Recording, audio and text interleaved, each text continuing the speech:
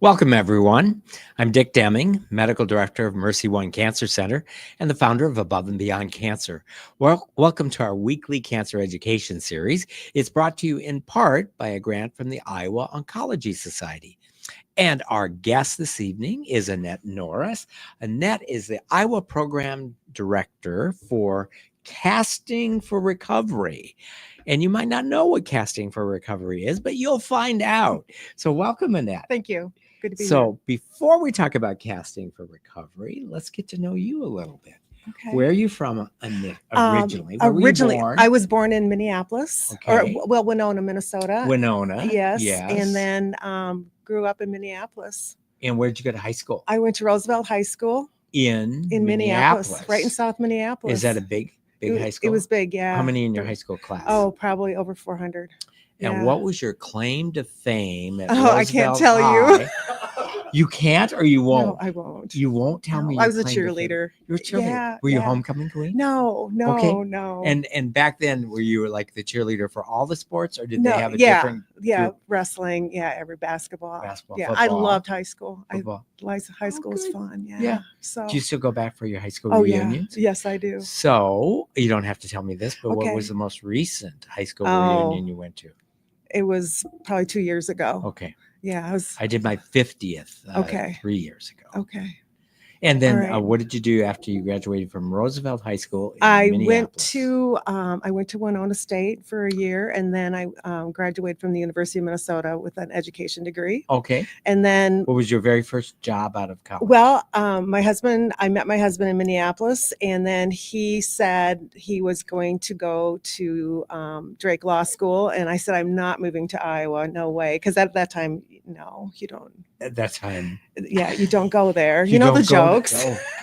And so someone he said from Minneapolis would not demean themselves. No. So anyway, I got married, moved to Iowa, and started my first teaching job all in the same week. So your first teaching job was? Yeah, at Sadell. And I taught 8th graders, and we had no walls, and it was, I don't know, and I was 21. Those boys were bigger than I was. And so, I was a young bride too. Yeah.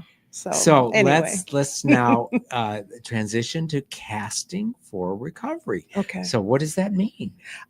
Casting for Recovery is organization. It's a national organization, and it was started by a reconstruction breast guy and a fly fisherman fishing one day, and they said, you know what? This motion of casting would really benefit our women. And so they came up with the idea, and I think it was 1996, and brought it to, I think it started out in Vermont, Manchester, Vermont. And then we took it on. My husband was in he loves to fly fish, and I do too, but him more so. And so he was reading about it in a magazine, because we get every fly fishing magazine ever. And he said, you know what, we should do this. And so we found out about it and called, and you have to have a lot of money to get started. And so with his job at the Iowa Hospital Association, he was able to contact hospitals, and we started our fundraising and got approval and started. And it was a huge thing to get started in. So it's a not-for-profit. Yes, a not-for-profit. Yep. And is the Iowa chapter its own entity, or are you part of the same 501c3 as the national? Has the national, yeah. Okay. Yeah. But in order for the national to allow Iowa to have a chapter, you need to demonstrate that you could raise enough money. Yes. And as you mentioned, your husband was president of the Iowa Hospital Association at the time. Yep. Do you or your husband have any other connections personally to cancer?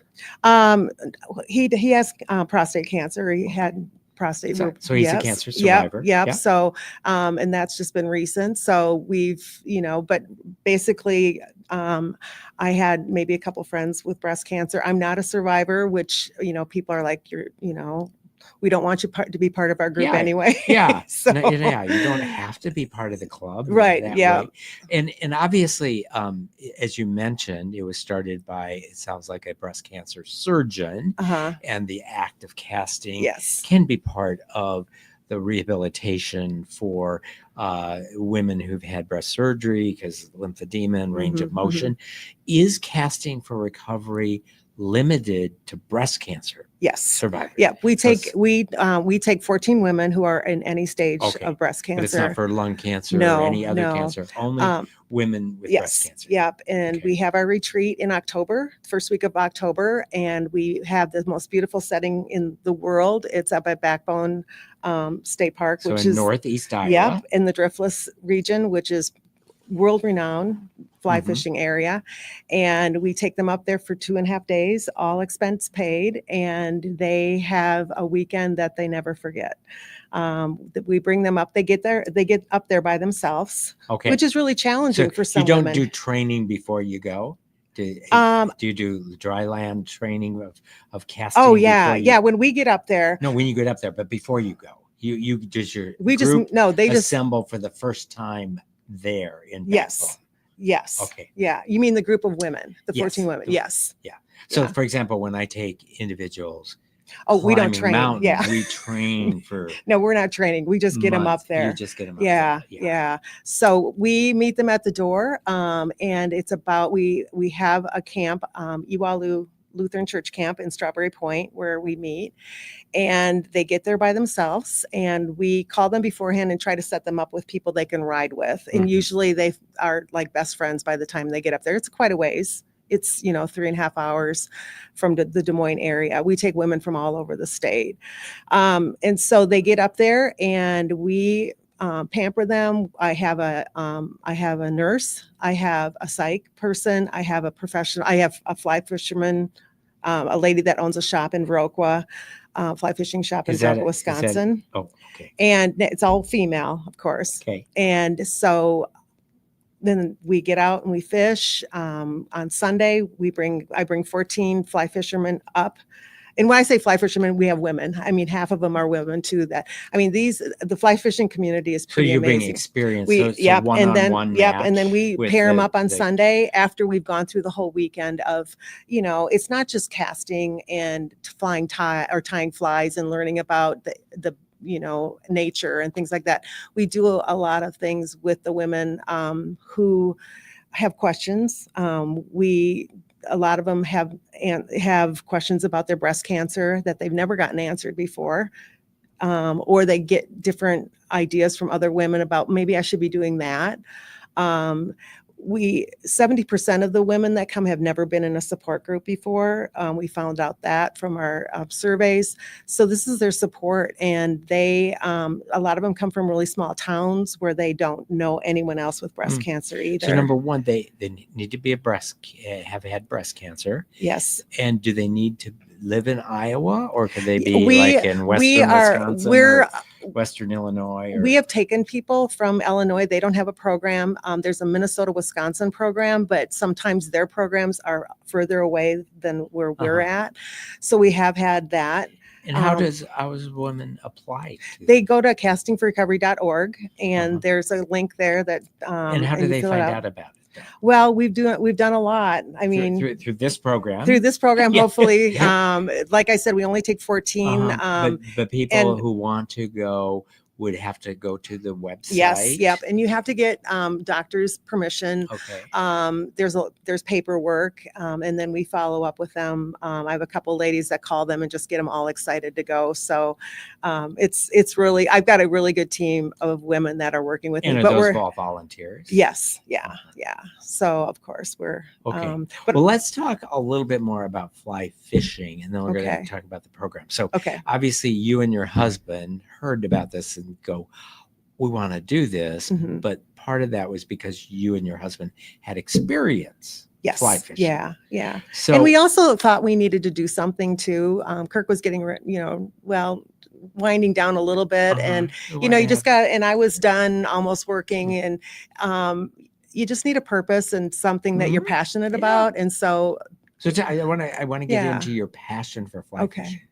So when was the very first time you went fly fishing? Oh my gosh. So it was a long time. Gather your husband might have had more experience. You know what? I think that I took a course. I was reading about it, and I took a course through education, Des Moines Ed, and I think I was in Lincoln High School's basement with Okay. this guy that wrote a book For that an I had. adult education It was adult program. ed, yeah, and I was really bad at it. And so anyway, I think So you took that course before Kurt had ever yeah, got yeah. And then fly I went fishing? home, and Oh. we were talking, and then he had a friend and that he learned from, and now he's really good. But Okay. I'm okay. Well, your first fly fishing experience, though, not in the basement of Oh. Lincoln High School, but out on the water. Your Out on the first water. I don't even know if I experience. can remember. Maybe we were out in Really? Montana.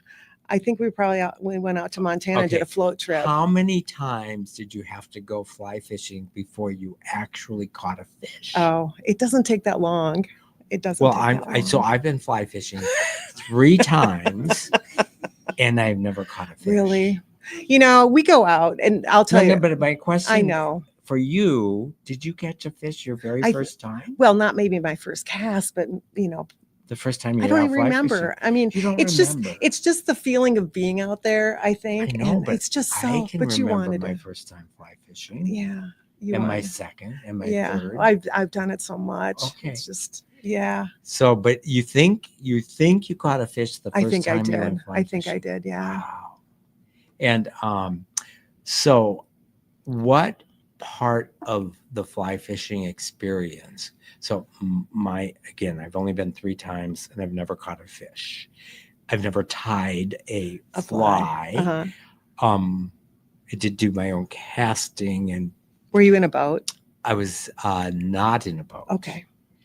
The very first time I'm gonna share this, but this isn't about me, but I was desperate because we were on a week-long wilderness remote, and all we had was frozen dried food for the whole week. But we were in the wilderness of Wyoming, and only our guide was able to catch, but we would eat everything we caught. It was not catch and release. It was catch and eat, because it was to survive. And and you so survived. it wasn't like, oh, let's just learn how to get some exercise. It's like, we're hungry. But we didn't. No, nobody but the guide caught fish. So, but back to you. Okay. The experience is obviously learning about the fish, learning about what they eat, right, learning how to tie the little flies, and looking what's out there, watching the bugs come off the water. Right. I'm a pretty impatient person, so it's really been good for me to, like my husband will say, you got to calm down. Let's get out there, and you got to be quiet. Let's see what's going on with the bugs. Are they something floating on the water? Is there a hatch coming up?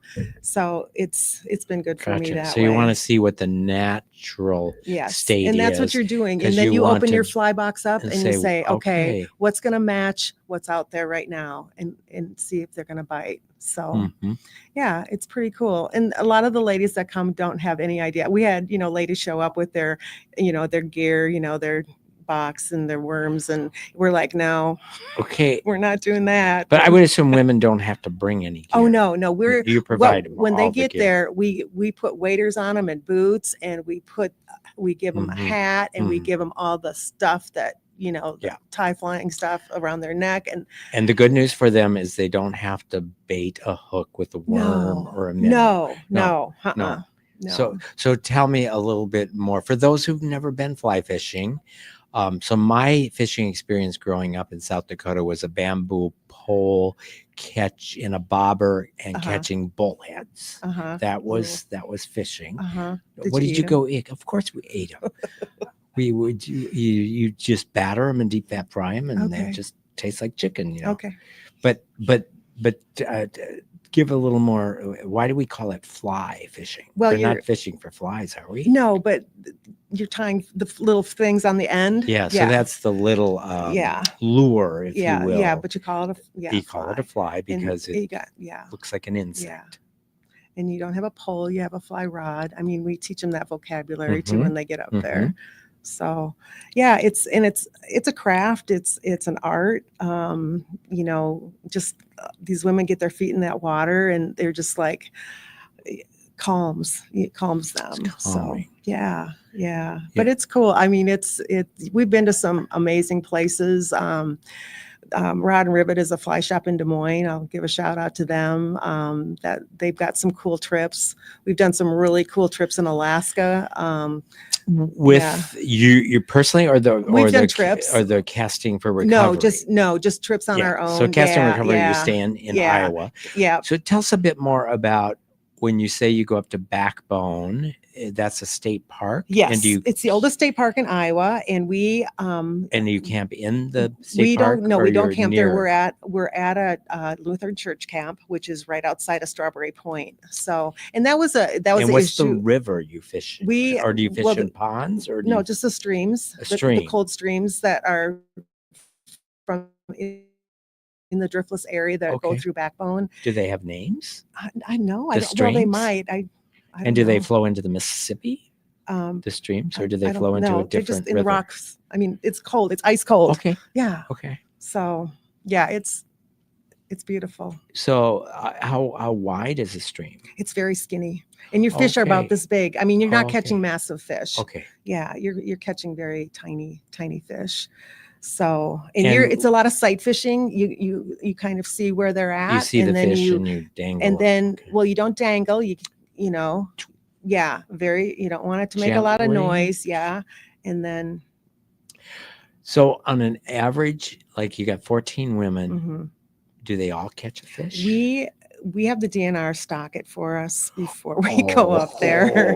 Don't tell anybody. Okay. And then, my lips are sealed. Yeah. So they stock the stream you're going to go fishing. They catch. But I got a lovely email the other day from a gentleman, and he knew last year that we had one woman that did not catch a fish. And so he texted me and said, "Hey, Annette, what is that lady's name? And can I have her contact?" I said, "Sure." Well, he contacted her. And so she and her husband spent 3.5 hours with him and caught a ton of fish. Okay. So, but this guy's been with us. He's a guy that comes on Sundays, and he wears his pink shirt and he is ready to go. And so we've been doing it. This will be our 12th retreat. So he's been with us all that time. Right. And I mean, they love it. I mean, so we're talking now, you and your husband, when you fly fish in Iowa, what are other places that you have gone in Iowa? And what are other places you've gone in the world that stand out? Usually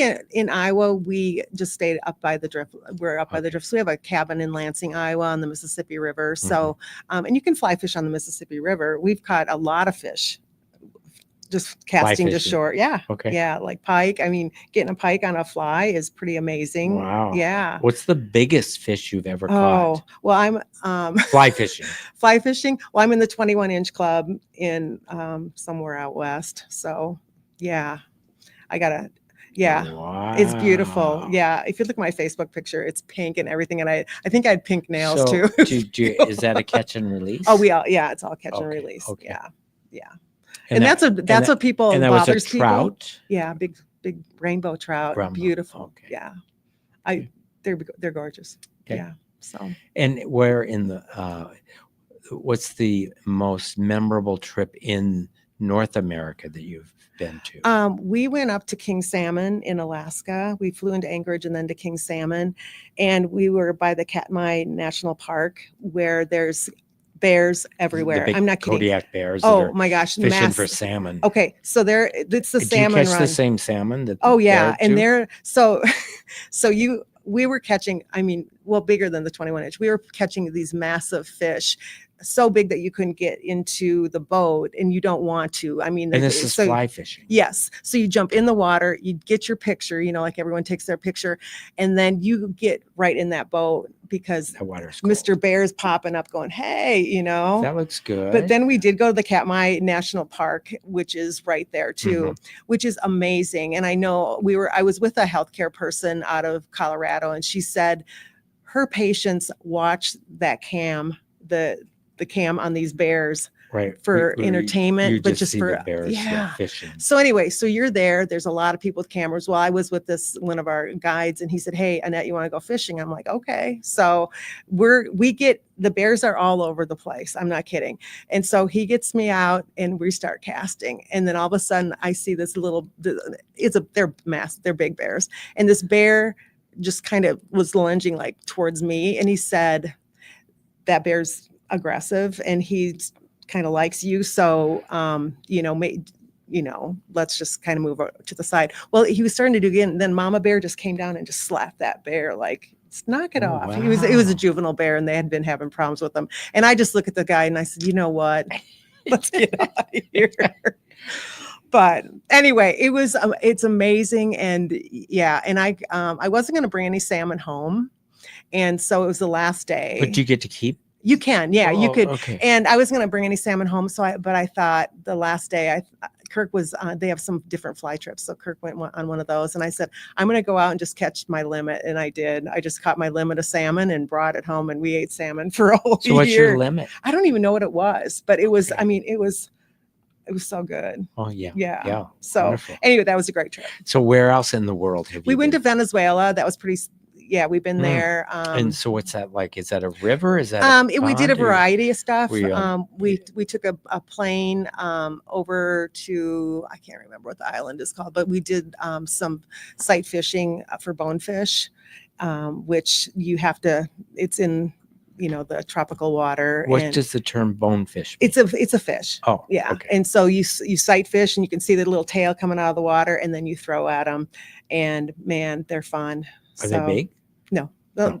they're not that big. But They're fun. It's just fun. Yeah. Okay. Yeah. Okay. So Venezuela was fun. I think, Montana fishing Did you is, go go out west. Go is fishing fun. in the Amazon River? No, Kirk's been to Argentina. He loved that. So Okay. I haven't done that trip yet. So Yeah, we anyway. just got back from taking a group of cancer survivors to Patagonia. Oh yeah, that's where he's been. And yeah. We weren't fly fishing, but I know that's popular down there. Big, yeah.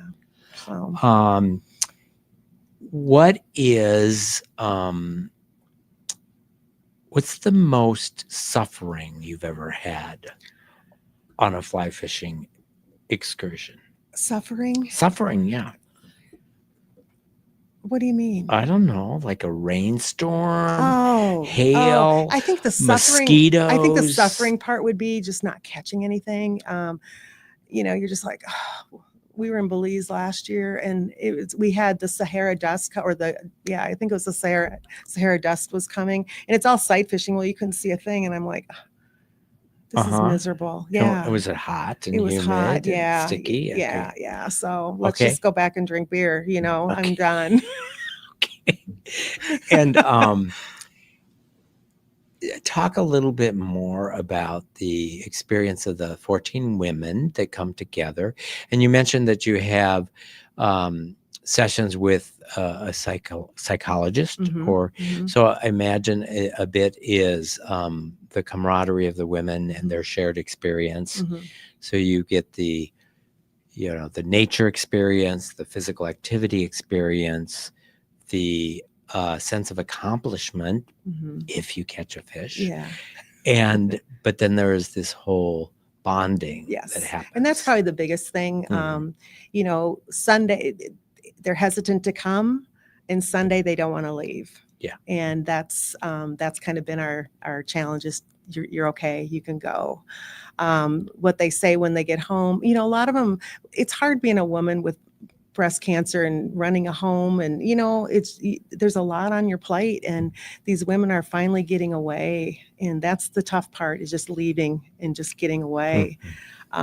We have women range from 20 to 82 that have come, and the 20-year-olds are freezing their eggs somewhere, hopefully be able to have a baby someday.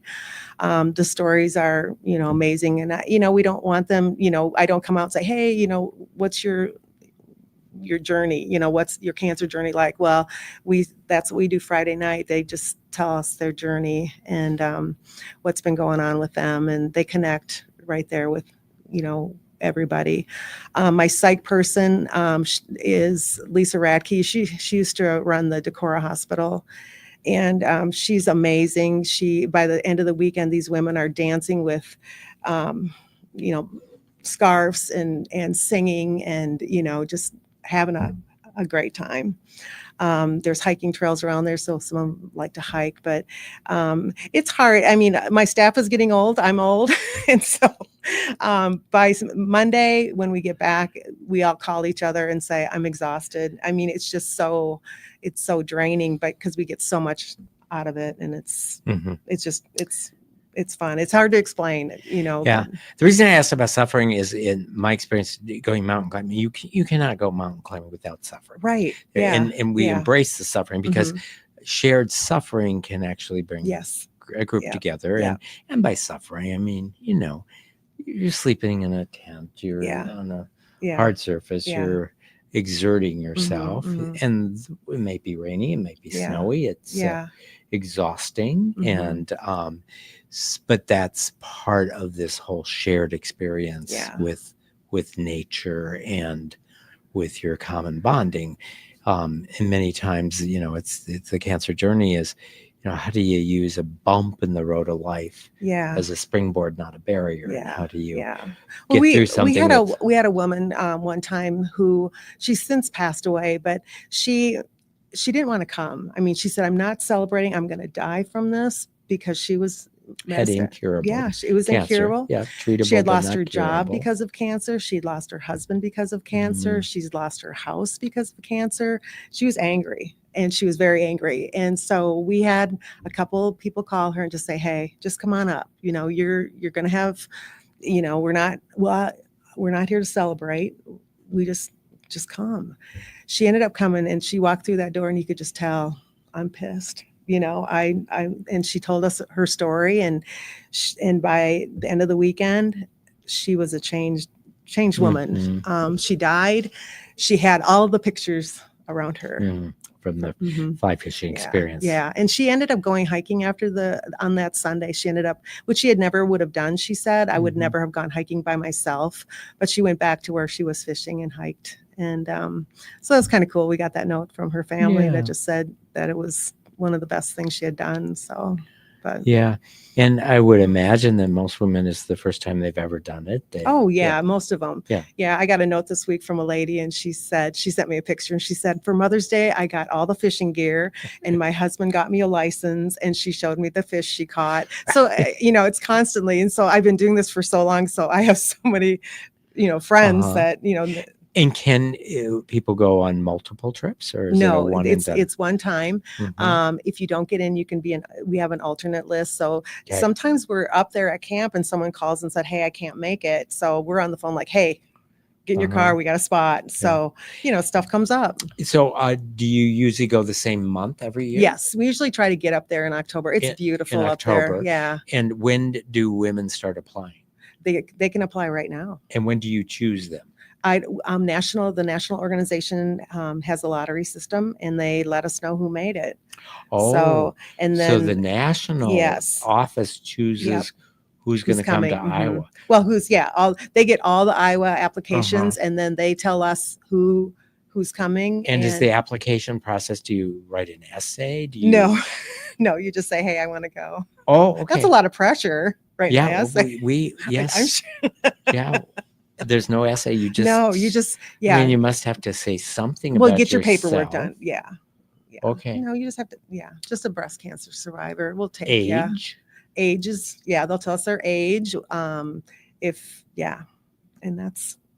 Yeah. Gotcha. So you, the Iowa chapter doesn't choose. The national chapter informs you. Yeah. So when will you be informed of who's been chosen for the October trip? We'll find out in September. Okay. And then I've got a couple ladies I've got one that had participated, and then my other Pam Gridley, who helps with just getting stuff organized. And they get on the phone and they call these ladies and pump them up and say, hey, you got to get this in. But if somebody wants to go and they're listening, they can't just like bake you some cookies. No. Well, you know what? If you're on the alternate list, I might let you come. Okay. Yeah. Okay. Yeah. Because I've done that before. So how would someone that's watching us right now apply to go this October? Just type in right now, castingforrecovery.org. Castingforrecovery.org. And it'll say retreat, and Okay. just click on that, and it gives you all the information you need. And then they can apply. Yeah. And they Yeah. can expect to hear in September whether Yeah. they've been chosen. Yeah. And do you have the dates chosen? Yes, for it's the first weekend. I don't know if it's a 3, 4, or 5 or whatever. So the first Yeah, weekend, first weekend in October, which is, it's beautiful there. Mm. Have you been there? I've been to Northeast Iowa. I've been to Okay. like Yellow River, Okay, yeah. Pikes Peak. Yeah, we're right by there. And those areas. And I'm trying to remember, Strawberry Point's a town. Yes. And Yeah. and is that on the river? No. No. No. Okay. Yeah. I've been through it. So, but I don't remember if I've actually been to Backbone State Park. Is it near Pikes Peak State Park? Kind or of. Yeah. by Yellow They're River kind of- National Yeah. or They're State all in that Forest? same. They're in all that in the same area. Yeah. Yeah. So I've been. It is gorgeous. Yeah, it's pretty. Kind of like And a lot of it's a Switzerland. lot of women that comes. Wow, I've never been here before. Yeah. And they've been in Iowa their whole life, and It's a so beautiful place. yeah, it's a gorgeous area. So Okay. it's kind of our secret. Well, let's open it up for questions here. So we'll let our live studio audience have first shot at you. But if you are watching us live streaming and you have a question, please put your question in the comments section of the software that you're using to watch us, and we will take your questions. Ron, you're up first. Yeah, all right. Ron, have you ever been fly fishing? No, always wanted to. Okay. I used to do a bit of fishing, but I always wanted to do fly fishing. And of course, in Iowa, it's a little restrictive as to the areas. You can fly fish anywhere. Have you ever fly yeah, fished that's on the true. Des Moines River? No. Okay. Well, you said anywhere. Well, yeah, you could. How do about that. the Raccoon River? No. No, you're making a face like why would anyone ever want to I do that? know. Well, I could go practice. Usually, I'm practicing in the backyard, just Okay. casting, and then I go on a trip or something. Okay. So no, But you Ron can- has a question. Okay. I'm sorry. No, Right. that's true. Yeah, you bass and farm ponds and stuff. Right, I yeah. understand that. But, Yeah. to remember my question. I've certainly known a lot of women with breast cancer, and this program has never been brought up. Yeah. Nobody's ever heard about it. Yeah. I guess that's part of the challenge. We've that you served have. that. We've served about 150 women in Iowa so far. So, yeah, And So it's 14 women a year. yeah. And we basically had a just COVID. one trip a year then? One trip a year. Yeah, we could probably do 2, but that's a lot of work. So Yeah, I Yeah. imagine. Yeah. And the expense. I missed Yes. that one part. Is it free for the It is women free to for go? women. Yes. We have Exile has promoted us. If you've seen the Ruthie beer, the pink beer in October and November, they give us $1 for every pack of beer they sell. So that's been really nice. And Ruthie, and her big breasts, she's used to serve beer on them. Yeah. She's buried out in Reynolds. We found her That's right. grave. Yes. So, and it There was actually a lawsuit over that. I know. whole thing. Yes, but yes. and Exile, But do they make the beer pink in October? The beer not the beer. Okay. No, just the I packaging. I definitely have Yeah. had Ruthie beer, but I Yeah, didn't. so they package it in pink for us. It's all about they contacted us. They wanted to do something, an outdoor thing, and we fit it for them. Okay. So it's been really nice, and they've done a lot. They've given us a lot of money, which has been great. So Gary, Yeah. To answer your question, have I ever been fly fishing? have you? I can say yes, but I'm not good. Did you catch a fish? No. No. Okay. Okay. And this was, during my teenage years, we had church advisors that actually took us out to a stream and showed us how to do some fly fishing. And I thought it was most interesting just to watch them, do that fly fishing. And they says, oh, by the way, there's a fish, just over there in just where that stream curves. And says, I think I'll go after that. And it just amazed me that, they knew exactly. It was more like hunting than fishing. Well, Yeah. and that's a great question. It's all about reading the river. And one of the first activities we do with the women when they come up is where are you in the stream right now? Are you Yeah. in the pool? Are you under a rock? Are you in the riffles of the water? And they understand that, that there's a lot of different things that can relate to your own life. So yeah, you gotta read the water. You got to read the water. It just amazes me just how much there is into that. Yeah. And I'm thinking of some women right now that I know have had breast cancer. I said, and her husband's been up to the Northeast Yes. fly fishing. Yeah. I think it's her turn. Yeah, to it's interesting, the women that will contact me and say, you know what, this is something I can do with my husband, and that's been really kind of cool. Yeah. So how many applications are there each year that to be able to do right that? now we're up to 18. You're asking how many we get a year? Yeah. I feel more comfortable when we have about 30, and then we get women who are going through treatments and can't make it. So we need a lot. And then our 14 come from there. If you don't make it, like I said, there's alternates, and then you can always apply that following year. So Okay. Thank you. yeah. And how many chapters are there in the United States? There's 60 in the United States, and there's 6 countries that are like New Zealand and things like that. Oh. So yeah, so that's cool. Oh, Yeah. yes, George. I've got a couple of fans that have logged on, watching on Facebook tonight to make a couple of comments. Mary says that I attended this retreat in Indiana. It was wonderful and supportive. Sheila says this was an amazing retreat. Thank you for what you do. And she says also this was a very educational experience. It kind of dovetails with my question or commentary. I'm always intrigued by the zen of fly fishing that goes along with it. I mean, it's almost philosophical. There have been movies made of it, a lot of books, maybe even some poetry and that type of thing. Do you get into that? Do you recommend or what? Yeah. Yeah. Like I was talking about the water, how you can relate to reading the water to your own life, what's going on. It's very peaceful. And yeah, there is a lot of really cool books out there. And we do a lot of readings from those. How many times have you seen A River Runs Through Oh It? gosh, I love that movie. Yeah. Yeah, lots. I have it. I think I have the DVD and the VHS. Okay. And you watch it for the river or for Brad Pitt? Brad Pitt. Okay. Yeah. So, and I guess also forest bathing, that's a thing now. I mean, it's scientifically proven to be therapeutic for cancer survivors in about forest particular. bathing? Oh, just tell me. So it's a Japanese healing art where you go into the forest clothed. It's not naked, but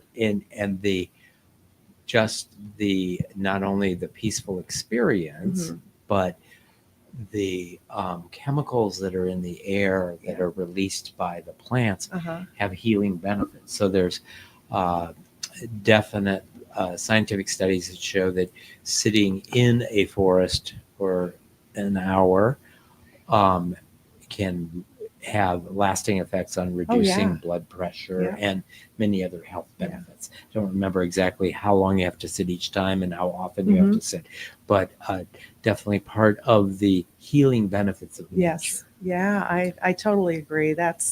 And obviously fly fishing in Northeast Iowa on a beautiful stream is probably healthier than casting in the basement of Lincoln High School. Yes. Yeah, it is. Yeah. I mean, you might get all the physical exercise That's right. in the basement, and hitting people, but you don't get the. Yeah. No, it's those women put their feet, like I said, they put their feet in that water, and you can just see the stress leave them, and it's just it's cool. Yeah. So. Do people occasionally fall in? We are really cautious. And that's one of our things that all the paperwork, how mobile are you? What stage are you in? That kind. We've had women sit. We bring lawn chairs, and we have our guides that say, we'll sit right here and cast. We accommodate what's going on with them. Okay. So, yeah.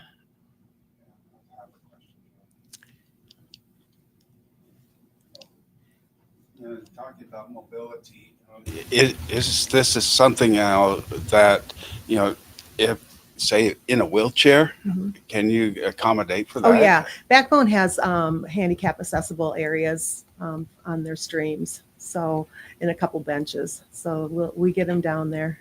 Oh, okay. Yeah. Great. Just a comment. It's been quite a while since I've done any type of fishing, and I've never done fly fishing. However, you are reminding me what it's like to go just normal fishing. Uh-huh. It's just such a unique experience. Yeah. With your environment of either whether it's a river, a farm pond, wherever. It doesn't have to be fly fishing. There's still so many benefits from it. And yeah, casting, just regular fishing with casting. It doesn't have to be a fly rod. No. We went out we have a cabin, like I said, on the Mississippi River on the main channel in Lansing. And I took my granddaughter up there and my grandson, and my granddaughter's 8. And so we took her out on the Mississippi River, and she laid into a pike first, massive pike, and screamed her head off. And then she caught the biggest bass that we've seen in a long time. And that thing was jumping out of the water. And my husband said, just hold on, you got it, and I have it all on video, but she's hooked. I mean, And was that fly fishing? Or no, she was spin fishing. And that spin is a gear, yeah. a lure. Yeah, a lure. yeah, the lure, yeah, Okay. yeah. And then we didn't have a worm on it. We had a just lure. lure. Okay. Yeah. So no, she was. We'll get her fly fishing, but anyway, like you said, fishing's fun, and not a lot of kids aren't doing it. Right. Yeah. You're giving me a little inspiration. I haven't done it for good. a long time. Good. So we'll see. So Good. the last time I was fishing was at a little pond on the farm, and I was visiting, and the grandpa who has it, has all the grandkids, so they let me. It's a stocked pond. Uh-huh. It was so exciting to catch a fish. Yeah. It was a worm, Uh-huh. baited, worm. But Okay. yep, Yeah. caught a little There you go. bluegill. Yep. Mhm. Catch and release. We didn't eat. Okay. Good. Well, this has been fun, and Yeah, I'm thank glad you. that we have had the opportunity to have you as a guest and to promote your program. And again, our guest has been Annette Norris, and she's the Iowa Program Coordinator for Casting for Recovery. And if you are a woman and have breast cancer or a breast cancer survivor and would be interested in participating in Casting for Recovery, the next event will be the first weekend of October this year up in Northeast Iowa. And it's a 3-day, 2.5. day. They come Friday night and leave Come Sunday. Friday, leave Mhm. on Sunday. And and it's totally paid for by the not-for-profit Casting for Recovery, but you have to apply to be selected. And you do that by going to the website castingforrecovery.org, and you can apply and hopefully be selected to go with Annette Yeah. up to Northeast Iowa, We have God's so much- country. God's country. We and- have so and much go fly fun. fishing. Yeah.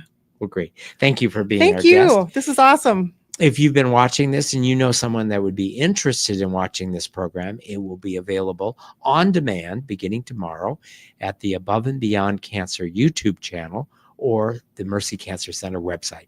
Thanks for joining us.